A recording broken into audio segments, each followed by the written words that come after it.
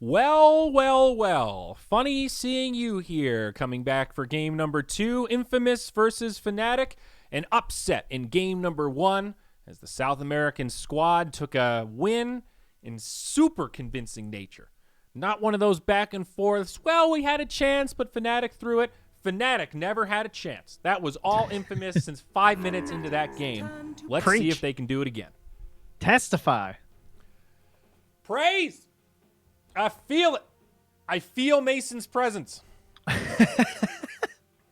I feel him within me. Mason.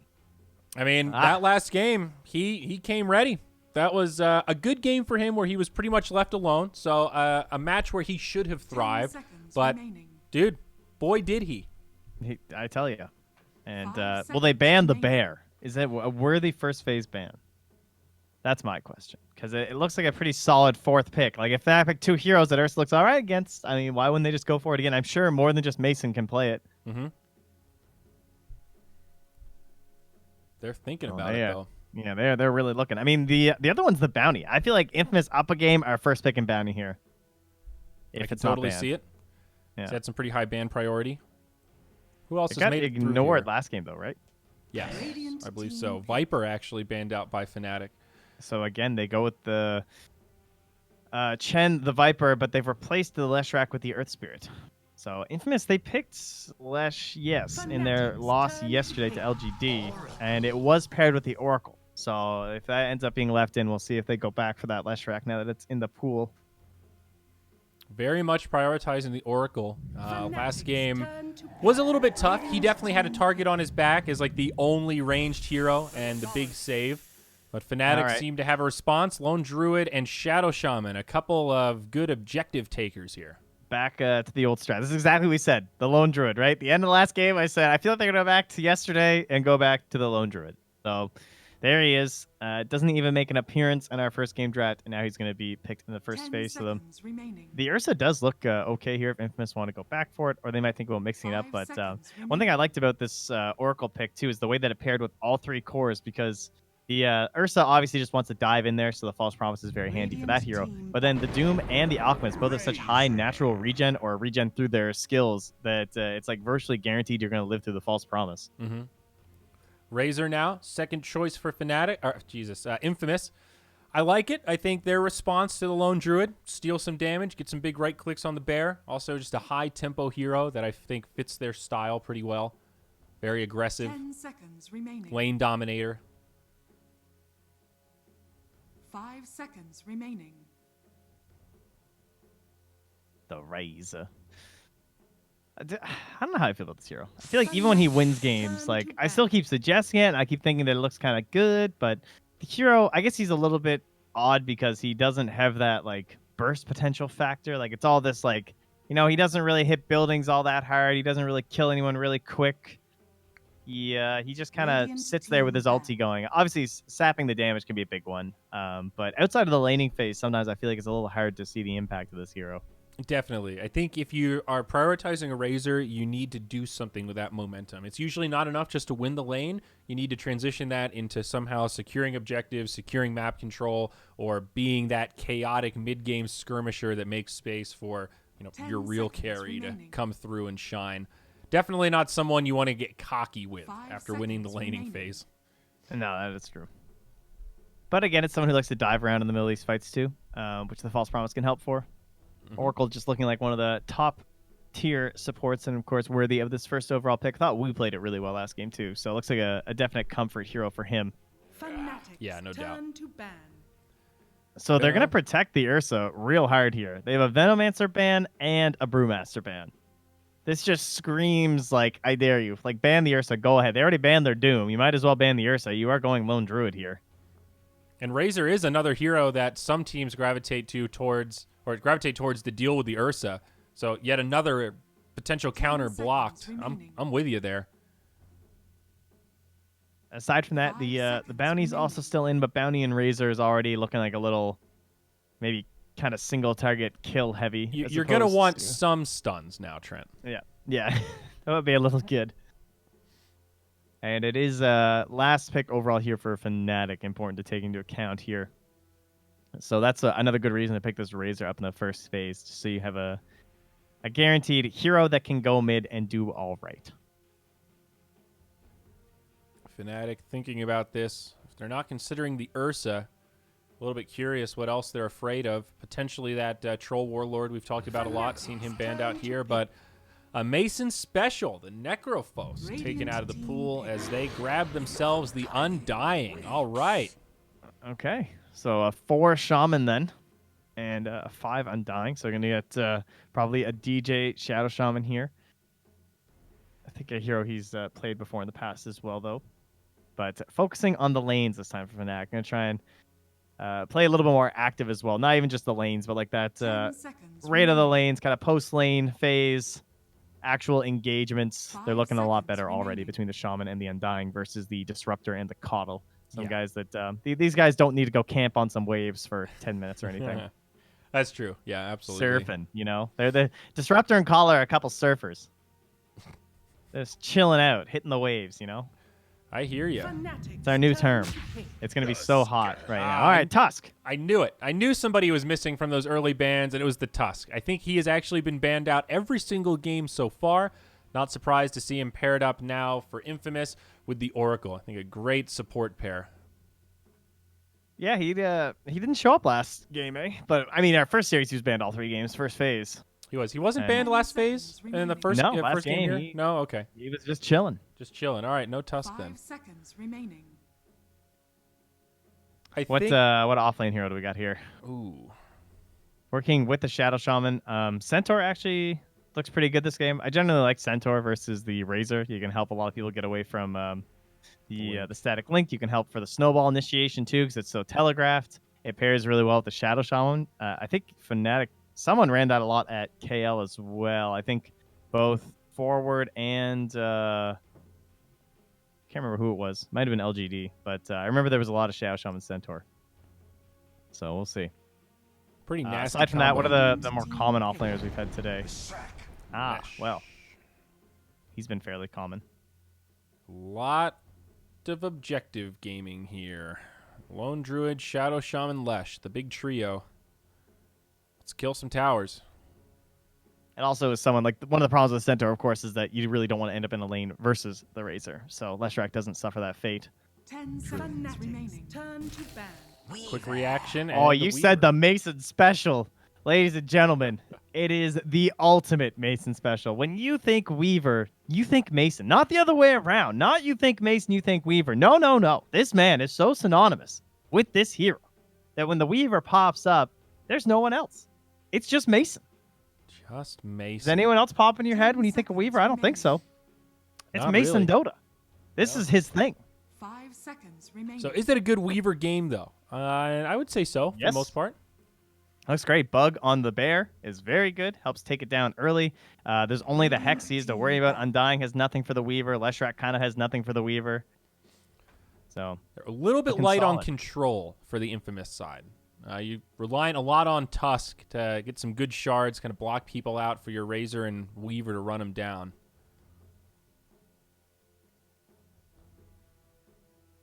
they get rid of the Lycan possibility here. That's an interesting one. 10 seconds remaining.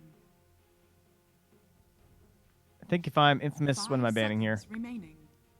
I guess it depends on what they want for their mid or off lane. It's kind of hard to tell exactly what they're looking for in the last pick. It kind of feels like it's going to be more of like an off lane-ish hero. And they're going to be a little bit stuck with this Raze in the mid lane just because they're 9th pick. I almost like Tide Hunter as a last choice for Infamous. Something beefy that has some team fight potential also. No Viper Team pick. threat to break him. They Oh, take I out saw the people in the Invoker. chat talking about signature heroes and Abed signature heroes, and of course that is the one. The The old Meepo. Invoker. Wow, they'll pick up Underlord. My boy. Okay, yeah, not the best hero. I mean, Undying obviously kind of okay, just because it's a big BT strength hero, but certainly not a unlaneable situation here for the hero. And well, you said other signature heroes. That is true. The Meepo. I'm not exactly the world's largest Meepo expert. Seen a 10 couple people seconds playing it lately, like Dahak and everyone. Right off the top of my head, doesn't 5 look that seconds terrible remaining. of a Meepo game, but you still have to worry about the lanes, of course. Although their duos look all right. Like Shaman, Lone Druid, Undying, Leshrac. Probably going to be the Shaman and the Leshrac together and the Undying and the Lone Druid together. I think Underlord tends to be pretty good against Meepo. I think the snare's pretty annoying. Yeah, and for then sure. the HP-based damage. I think just aside from him, though, I would say it looks, playable. But I don't think you want to force yourself into it. Whoa. Your hero. Not a signature hero, but definitely something that fits this tempo that they're looking at here, right? The Guardian Greaves build on the SF likely to come out here. So we'll just get a full-on 5-man push. Oh, man, I love that Mushroom Shadow Shaman set. Big fan. Oh, yeah. Huh. Interesting drafts here. Underlord is in a little bit of a similar vein to the Tidehunter, I was thinking. Like a really beefy frontliner, somebody that can initiate, has a little more damage, opens up for the sneaky plays with the ultimate. I like the Infamous lineup, but I don't have any complaints about what Fnatic has. I think they're really good at taking objectives. Their lanes look pretty decent. Their team fight's good. A lot of controls. They scale well into the late game. This Fnatic draft looks very well-rounded to me. Yeah, I think I don't even know if I'd put it as well-rounded. I think it's just like super fast. The second these Greaves are up for SF, like basically the dream for this lineup is that the Greaves are done for the SF, and he has level 15 with the presence aura affects buildings, and they just go high ground and end the game. Or at least they put themselves in such a lead that it's uncomebackable for Infamous. Right. What is up with that Razor chest piece? It looks like he's got Leshrac on his chest. It's like the exact same color scheme. He looks like a combination of Lesh and like Lich. He's got that kind of weird Lich armor going on. Yeah, I don't know what to think about this one. That's a funky set. It doesn't match anything else he's going with. I don't know. I do like this Tusk set though. The face, I think of this as Professor Tusk. He looks like Mad Eye. Isn't there an eye on it? Mad Eye Moody or something? I don't. Yeah, he looks like but... if Mad Eye Moody and Goku had a baby, and then took Indiana Jones's job as a professor. Okay. Went out as a treasure hunter, and then cut off his hand and replaced it with a cannon. I don't know what's going on with that, but it's just like, oh my! Look at this Weaver, level 24. That's only second to D-Stones. I saw D-Stones recently got to 25 on his Invoker. That was the first time I'd ever seen it in any pro game. Mason, if he can, grind out a couple of these EU pubs, because I know he wants to take advantage compared to NA pubs with everyone there. Ab at SF, I remember this. Not good.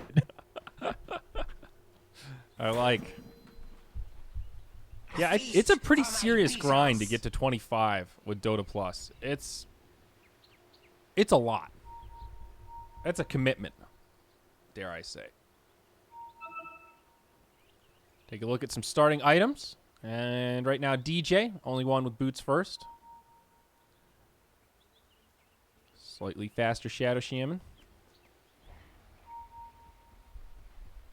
Trying to find the last game he played SF with Mason. An Underlord up top. Looks like the Infamous lanes will be pretty straightforward. Underlord top, Razor mid, and old Weaver are going to be farming in the safe lane. Dire seem... I was going to say, he actually only has 30 games as SF.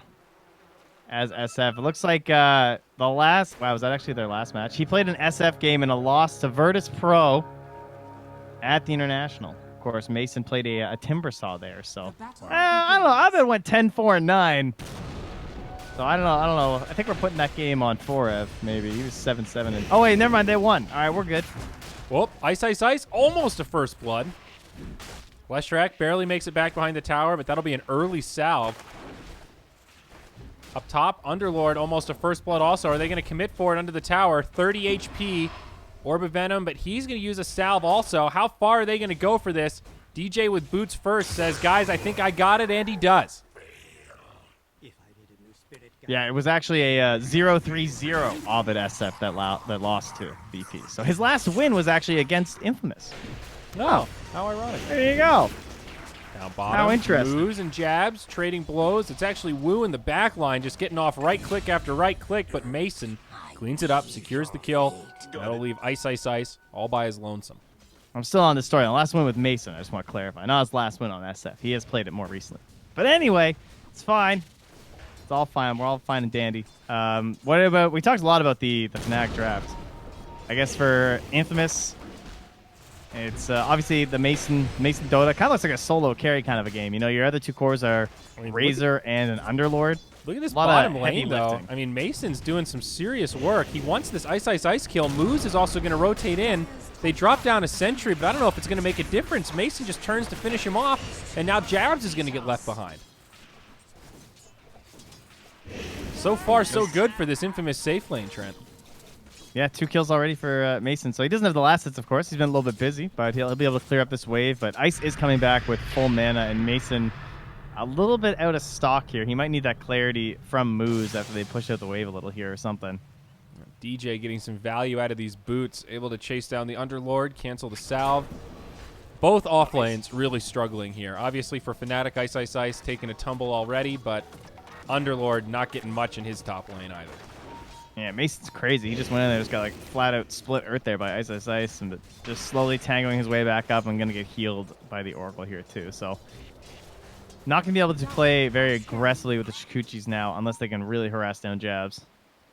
DJ hunting, drop the scan up top, trying to find this Underlord, but he's all the way back at the well. Pepita, level 2.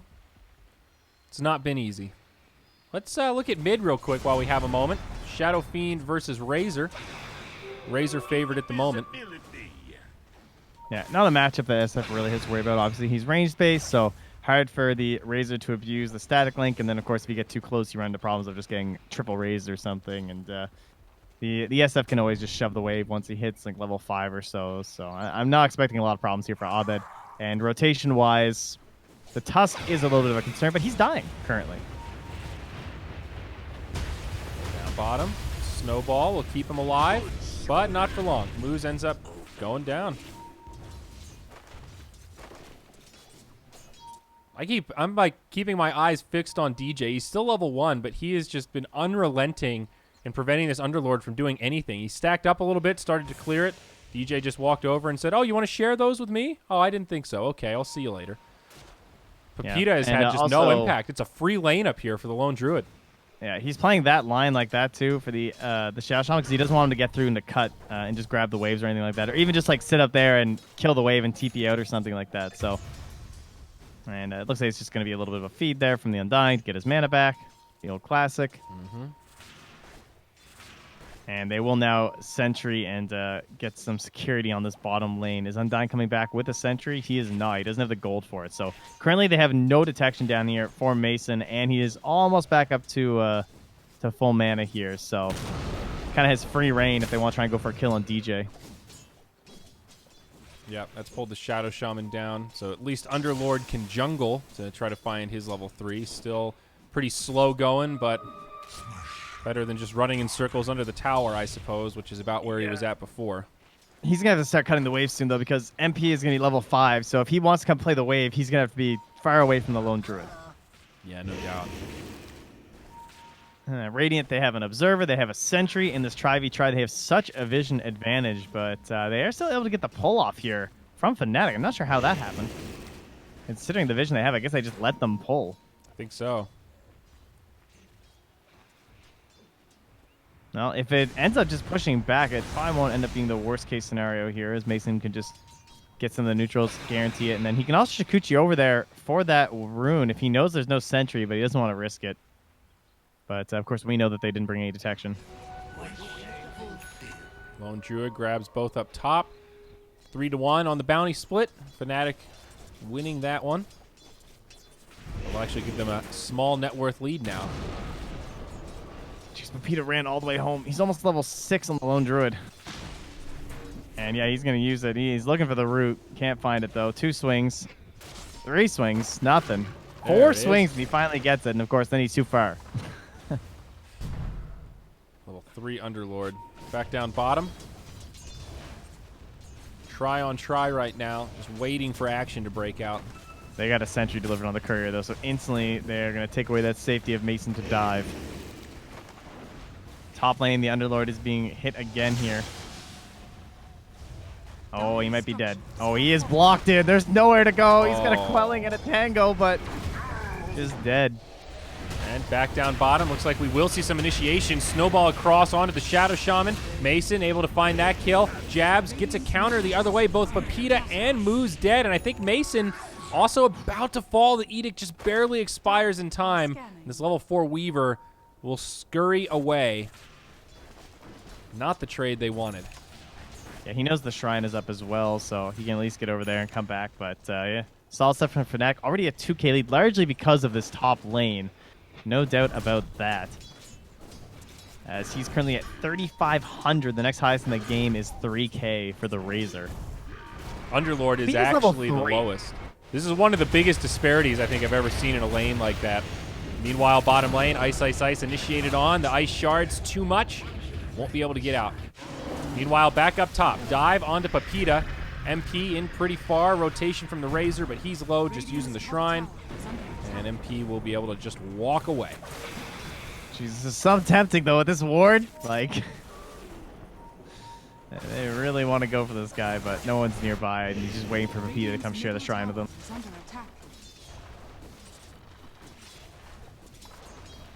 Some pressure on Mason here for sure. This Weaver having a pretty good lane, but needs to keep this up. He's gone for the power treads. Some extra stats.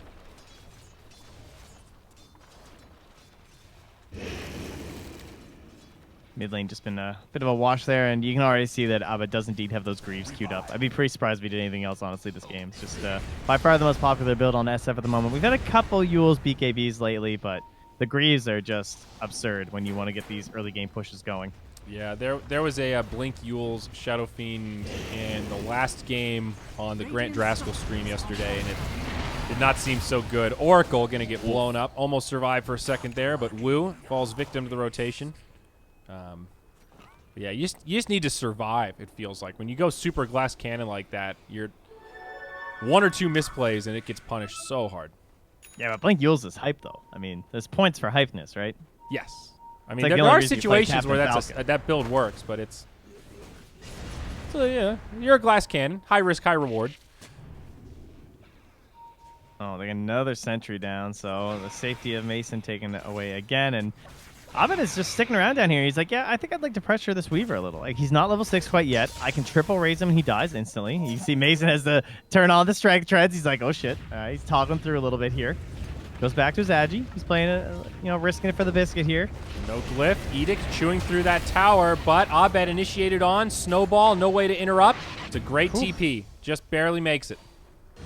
And up top, though, guess who's dead? Peter died solo to MP. This bear is going to be a serious issue.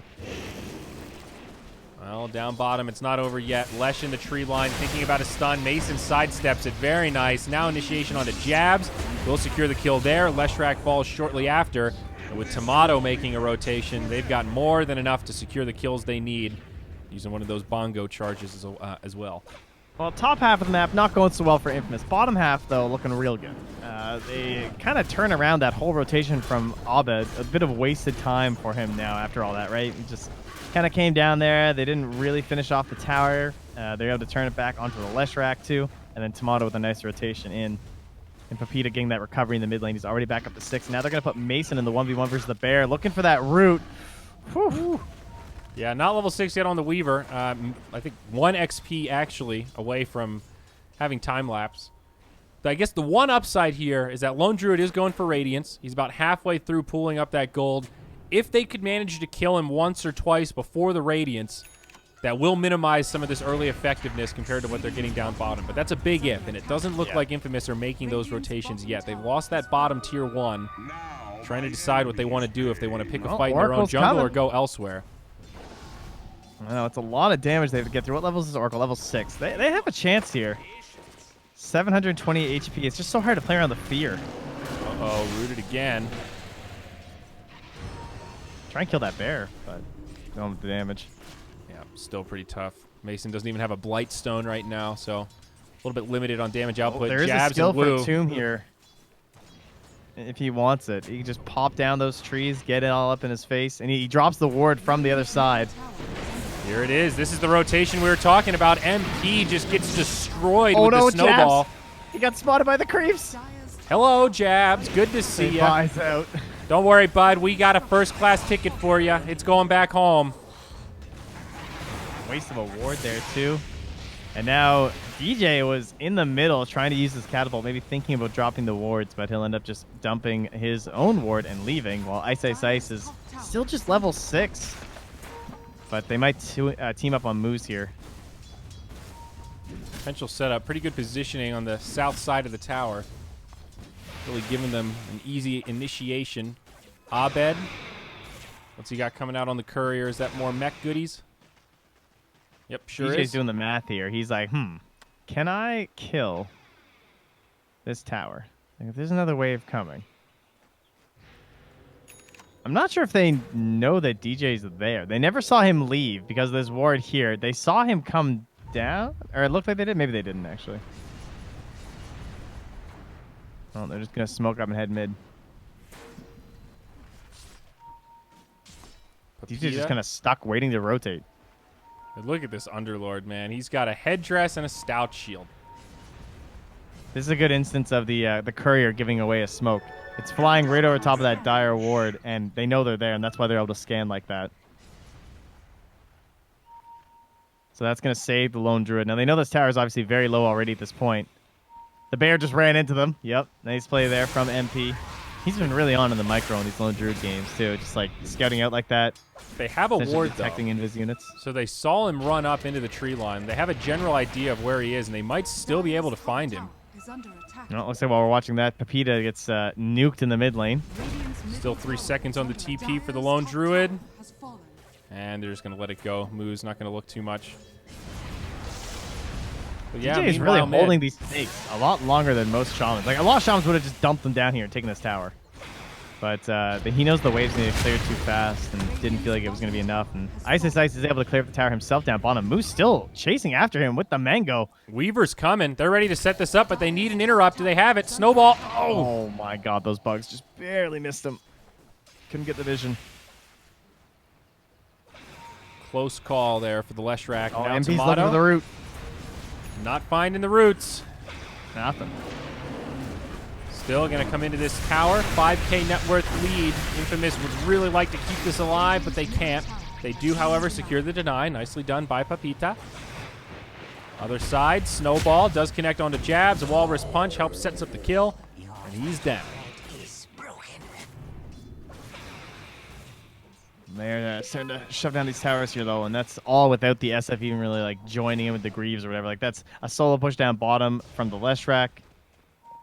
And then just a minor grouping mid. Like they still have a lot of tools that aren't even being used yet in between the wards and the Guardian Greaves. Mech is out. Quest for the Guardians begins. Also an Aether Lens out on Shadow Shaman. Pretty good for 14 minutes. He's actually super farmed for a support. 4K net worth. Yeah, thank you, Undying. I mean, they have a lot of towers, too, and he has almost 40 last hits, too. He's been farming pretty well in between these skirmishes. Looks like a smoke up here or something, eh? They're grouping. Maybe a kill into Roche or something. DJ actually is missed with the smoke, so he's just going to catch the wave mid. And how do they catch Mason, though, without DJ is the question. If they run into this Weaver, he should not die. I don't think the Atos will be enough. Okay, unless Ice hits like a godlike split earth, it's going to be pretty hard. And even so, Mason rotating up top to join his team ends up being great timing.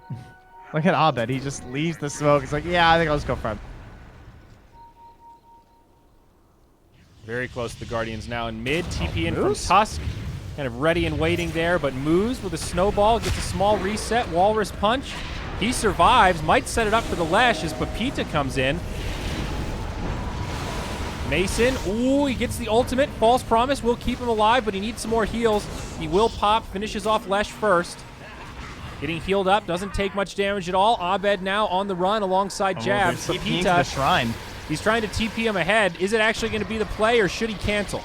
He does not cancel it. They still continue to pursue onto Jabs, and on the other side, a good thought, but unfortunately not going to yield the returns they were hoping for. All right, he's going to zap the wave, and then he's leaving. They instantly pinged him because they were worried he might try a little play down there, but Man, Moose, I gotta say, has really been pushing the limits of this Tusk play. Like, every time I look at him, he's at about 20% HP or something like that. You see that TP in there, all those enemies around, he's just able to kind of force a bad fight there for Fnatic. And what a shards! He's going to charge forward. He's going to pay with his own life that time. It's like, aha, I have blocked you, but yeah, not going to work out. How's our lone druid doing? Haven't checked in on MP. No Radiance yet. So actually, what I suggested is pretty much what Infamous did. They've really slowed down this timing and momentum he had from the lane. He hasn't really died, though, has he? They killed him. I mean, he died the one time, but I guess he was forced out, though, when they all rotated top. That is true. Yep. They tried to kill him a few other times. Just didn't quite secure the kill. Still, I mean, he's #1 on net worth, but not by much. Razor's still nipping at his heels, and he's going to have Guardians before too long, just farming up that last recipe. That's a nice counterplay, actually. The self-purge, nice play from Wu there. The ultimate counter to the Atos. Radiant's top tower is under attack. And Mason just doing Mason things. He has the Dragonlance, and he's going right into the MKB app. Dire's bottom tower is under All attack. right. No Deso this game, no value or anything. I guess the Tomato. armor. Oh, Tomato. Charging in. He gets the ult from Oracle. Can afford to be pretty aggressive here. He's stolen a lot of... Okay, not that much damage. So you see the Razor now? He's got that nice big thing. He's like, big heal. Yeah. This is the icon. There you go. I don't know why I thought Link was channeling for so long. Only stole 66. I guess it is still level 2. Yeah, that one scales pretty well. Oh, Albert, he... Close one. wind up for the ulti on that one. I thought maybe he would, but they really want to save it for the big fight, it seems. That was one of those moments where it almost seemed like Abed wasn't really expecting them to walk up there. You know, like it was... They somehow had vision or something, so he just wanted to scare him back. Radiant's top tower. A lot of aggression coming out of Fnatic right now, maintaining this 5k net worth lead, but Infamous have done a good job stopping the bleeding. If you look at the graph, it's been pretty flatlined around this mark for the last 10 minutes. Now, DJ is trying to tell the team what to do. Go Roche. Flops down the snakes. Could probably use SF for this one. Nuke the wave and then come join them. We'll see the increase in speed here, I'm sure, with the help of the SF aura. Only level 2, though. They do it reasonably fast. Definitely slow enough that Infamous could react, but does not seem like that will be the case. Instead, just farming out their jungle, pushing out that bottom wave. That increased edict, man. I mean, level 3 is almost level 4, what level 4 previously was, and then you have a whole new level of power available for the Leshrac. So all that physical damage being amplified. And almost more importantly, honestly, is going to be the experience, because that timing is coming almost directly on track for Fnatic. That level 15 talent going to be ready here soon for Dire's bottom Abed, tower is yep. under attack. Dire's There is the presence of the aura affecting buildings. Pepita may be caught here, stunned up, feared. Damage would have been there, but Oracle with the save will use the false promise. Now initiation onto Abed. He's the Aegis carrier, trying to channel the ulti. It won't happen. Mason now rejoining the party. Still does not have the MKB, but Aegis gone. Tier 2 still standing. Even Tombstone deployed. Pretty good for him. with the side stab. Just like popped over there and hexed them so they couldn't chase Abed. That was really nice. Radiant's middle tower is falling. Tower does end up going down. Hard to prevent against all this siege power from Fnatic. But Guardians are now up on Tomato, so they have some tools. Pipe also going to be coming for Underlord. A little farming to go, but it's on the way. Oh, are they getting all 4 bounties? Yep. That is a very bad sign for Infamous. Now 7k lead. I'm really curious to see how much damage this Weaver's going to be able to do with just like the straight MKB after the Dragonlance. I haven't seen this build very often lately. But I guess it's because he's up against like the range of the Shadow Fiend, as well as trying to get tanky to survive if he gets hexed up. But you can see DJ Invis Rune as well as a Glimmer Cape here. Oh, he still got him. There's the Hex, Shackles. But it's the Oracle. Mason nearby with the bugs. Oracle could still maybe live here. No, not enough. Did not have the ultimate ready. Still on cooldown for another 15. Those early levels of Oracle, man. Brutal. Still level 1. Yep. Oh, yeah. He's got the tome, but Yeah, I think he just bought that too. Yeah, 100 to 65. Big difference. I guess it's at least they didn't know, right, that his ulti was down. Just because it was still a little close on the time. He was only like 10 seconds away, or they could have just went for the Weaver. Mm-hmm. Little split pressure down bottom from Tomato. Looks like S and Y will be his next item of choice. Level 15 soon, but not the most exciting talents on Razor.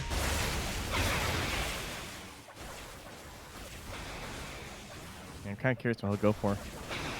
Maybe the speed, just because he's up against the Leshrac and the Lone Druid. I was kind of thinking the damage steal, just so he ensures they don't have any damage problems. No, I mean, they're both very good, honestly. The damage link is also really good against Lone Druid, too. Yeah. I was thinking that it might be a little tough because the SF and the Leshrac are pretty hard to leech off of, but he also has the Spirit Bear as well as the Undying, who can be a very easy meat sack. So, upon reflection, I think I'll go with the Static Link. Okay. That's true. Undying is one of those heroes that Razor is not upset with. Oh, you want to get in my face? All right, bud. Uh-oh, Hex. Initiation from Fnatic, but Infamous is ready for this, and they want to go in. Moose does charge forward, but Shackle on top of the wards. A lot of damage coming out onto this Razor, but I don't know if they'll be able to finish him off. Oracle's there in time with the False Promise, and Tomato lives. Did steal some damage from the Bear, but the link gets broken reasonably early. Now, Dust used. Mason forced to pop the time lapse into a Hex. This could be the end of Mason. Weaver down, no buyback. Papita, ultimate channeled. He'll make it back into the well, but not good for Infamous. No. You saw Abed skilled up in the middle of that fight. Give me the talent and say goodbye to your buildings. Nice Force Staff. Broken almost immediately. Fnatic playing around it very well. And that was purchased by Abed, too. Like, really good thinking there in terms of his itemization on the... Barracks still being held. Fnatic struggling to commit a lot up to the high ground, and the Bear might actually get left behind. Trying to heal it up. I don't know how far out they want to chase. Oracle will root it, so maybe that'll be enough to secure the kill. They want heroes. They're going to let the Bear go, it seems. Instead, they'll try to grab jabs. Snowball, it's there in time. And they will end up getting a kill. And they do defend their high ground despite losing that tier 3. So now then, with that gone, we basically start thinking about Shrines in the next Roche. One of those games. You can see it wasn't still that easy, despite the big lead they had. They weren't able to just like straight up close out on laner Axe, even with kind of some heavy kills to start that off. So yeah, still some opportunities here for Infamous. Probably going to be looking for some smoke plays soon. MKB up on Mason. I think BKB has to be the next choice. I don't know if he can afford to, though. Like, does he try and go a little bit more damage here? Although I'm not sure exactly how he can do that this game. Like, there's a point where extra damage becomes significant diminishing returns if you can't survive long enough to use them. Just my big concern. I mean, I guess if they catch a fight properly, if Mason's in the back line, he's just doing damage, so it doesn't really matter if he builds Glass Cannon, but can't always start off fights that way, especially with this Underlord so underfarmed and comparatively behind. You don't have this really beefy frontline initiator that you'd probably normally be relying on in this scenario. Yeah, it's a bit of a tough one. Not sure, because I definitely hear don't ya. mind BKB. I think BKB is definitely like the default. Like, okay, well, this is what I'm gonna get this game. I just wonder if it'll be enough. But they are just gonna drop the wards. They come down. The Bear as well. No glyph, and this just might be a lane of barracks. I don't know how much they can do here. Weaver caught, and they have to snowball and false promise him just to survive. They won't be able to save the barracks, and that's where this game gets scary. If it stays like this, Fnatic can just rinse and repeat and keep taking these objectives. Hard for Infamous to fight into all that, even if it is their high ground. Yeah, another good reason for the Dragon Lance, though, is you can see like Mason is trying to use that range to take down the wards, and yet he still gets hexed up and controlled thanks to the long range of the Shaman.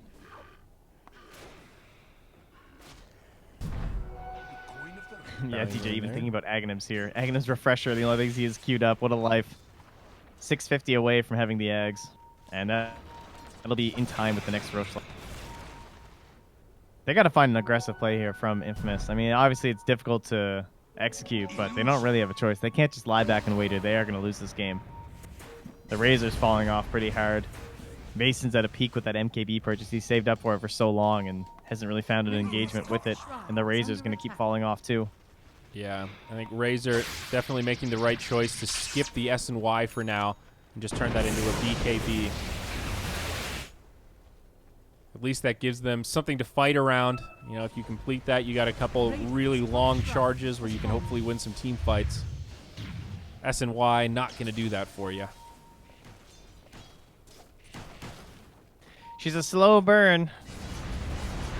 Leading in kills for Infamous, but obviously not leading in game state here. Yeah, It's overall like, farm very much in favor of Fnatic. A slow closeout here for them. And the Wombo combo potential. All right, they're going to try. This is their big aggressive here. Wrapping Abed around. doesn't have the BKB yet. He's a great target. There's the Aghanims on the Shadow Shaman, though. Very spread out. Both sides struggling to find a good initiation. Their Malice comes down.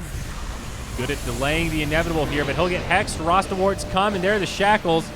That Underlord lives, compliments of the Oracle, but for how long? Papita in big trouble. He's going to pop, and I think it'll be the end of him. It shall. No buyback. Tower under siege. No glyph. Up in 5. They just don't have the damage to deal with this. Their hard carry Weaver is just not cutting it. Yeah, it's like Weaver just does the damage so slowly. He likes long, drawn-out fights, but they have Greaves and Undying. And this is why you need that BKB. He's able to live this time thanks to the snowball, but it's so much damage. The fear is used. Tusk goes down. The Weaver won't live, and this could be the beginning of the end. And there it is. GG called by Papita. We're going to a game 3. That did not look like game 1. This looked more like the Fnatic that we were kind of anticipating coming to the series, but Infamous, of course, snagging game 1 in relatively dominant fashion, and then Fnatic doing the same. So we'll see who comes out on top, I guess, with a better draft next time. This one, it felt really good for Fnatic. This was definitely an extremely on-theme, very meta draft. I feel like we saw several of these heroes together at the Minor, too. It's just all centered around this Greaves SF. We saw Old But Gold, I believe, run the offlane Leshrac in combination with the SF several times, enough that the SF was being banned first phase versus them because it's just that good. Mm-hmm. And on the side of Infamous, the Razor first worked well in terms of like trying to have an idea to deal with the bear, but it kind of felt like the Razor just never got his moment. Tomato made that rotation to the bottom lane, get a couple kills, but they didn't have the heroes to surround the Razor and push, I guess, simply because Papita's lane was just so demolished. Yeah, like, I understand they needed now. that Underlord to glue them together. Yeah, I totally understand why when I suggest Underlord picks potentially, you always have that like reaction. Like, I don't know, dude, Underlord's not really that good right now. This was a game, it just felt like the hero couldn't do anything. He sat there in lane, got zoned out, got underleveled, had absolutely no presence. You can sort of jungle at level 2, but it's really slow and inefficient. He ended the game 0-5-2. He didn't even have any assists. What? He had 2. Well, yeah. What do you He had 2, but I mean, like, how many kills? okay. I see what you mean. Not literally 0, but as an Underlord who does big AoE damage, ending a game like that with only 2 assists shows how little he was able to contribute at all. He wasn't even throwing really firestorms into fights. Yeah. Tomato deathless, though, right? That's something to take away from this one. Yeah, 4-0-3 on the go. Razor. That must be a good thing. No one goes down. So, well, the Mason Weaver was not able to carry this one, but what worked so well for Infamous in game 1? Infamous game 1, they had the Ursa, I guess, for Mason, got a little of control. Maybe just like they needed something that could play a little bit quicker. Like the Weaver was not ready this game. It just did not have the items in time to actually battle their opponents. Let's just go back to the Underlord. They were missing a core. Yada yada yada. Let's go next. I think that's about what it comes down to. All right, boys and girls, we're going to take a break. Then we're going to come back to the Game 3 decider between Infamous and Fnatic. Loser of this next game, guaranteed lower bracket, best of 1 on the big stage. Scary stuff, a lot to play for. We'll see the conclusion.